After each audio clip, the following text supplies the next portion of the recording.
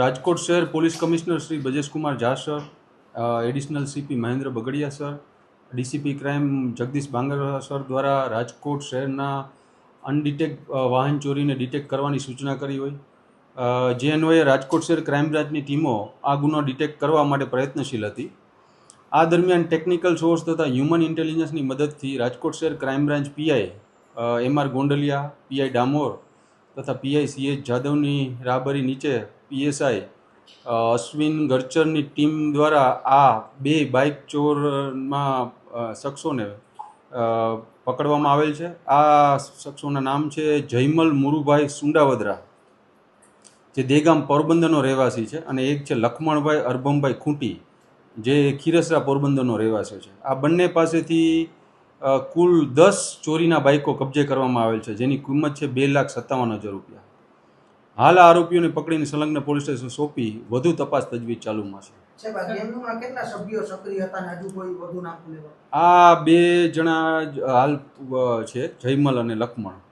બીજા કોઈ હજી સુધી એવા તપાસ હજુ.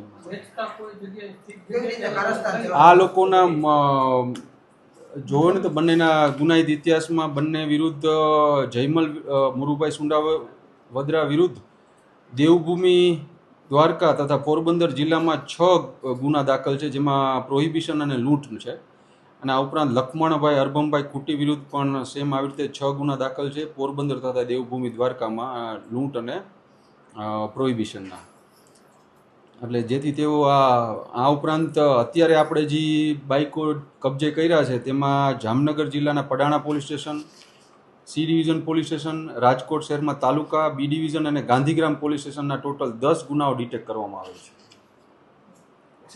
લોકો કઈ રીતે કારસ્તાન ચલાવતા હતા, બાઇક લઈને કઈ જગ્યાએ વેચતા હતા? આ મૂળ આ બંને આરોપીઓ મૂળ ભીડભાડવાળી જગ્યાએ જ્યાં કેમેરાની કમી હોય, ત્યાં ઓછા હોય, ત્યાંથી મુખ્યત્વે સ્પ્લેન્ડર અને પેશન બાઇકો ચોરી જતા હતા, ને ત્યારબાદ આને અલગ અલગ શખ્સોને 10,000 રૂપિયાની કિંમત, 10,000 થી 12,000 રૂપિયાની કિંમતમાં વેચી દેતા.